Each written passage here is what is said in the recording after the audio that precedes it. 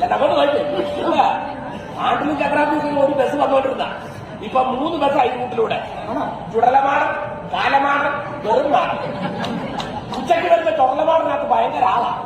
അന്നദാനം കേൾക്കാൻ വരുന്നതാണ്. എല്ലാം മാടസ്വാമിയുടെ ലീലാവിലാസങ്ങൾ. എനിക്ക് കാര്യങ്ങളെല്ലാം കൂടെ ഓർത്തിട്ട് വല്ലാതെ പേടിയാവുന്നുണ്ട് കേട്ടോ. ആടാ, ഈ നാട് മുഴുവൻ പേടിയുടെ പിടിയില്ല.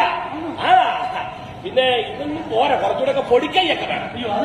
അന്തരീക്ഷത്തിൽ നിന്ന് ഭസ്മം എടുക്കണം, കൂട് വിട്ട് കൂട് മാറണം, ഫയർ എസ്കേപ്പ്, തീ വിടുങ്ങല്, ഇതൊന്നും നടക്കത്തില്ല. പറ്റുമെന്നുണ്ടെങ്കിലേ ഈ ശില്പം നിന്നൊന്ന് വിയർക്കണം. അതിങ്ങനെ കുപ്പിയിലാക്കി വിറ്റാൽ മതി, നല്ല കാശ് കിട്ടും. ഉൾപ്പിലൊക്കെ മതി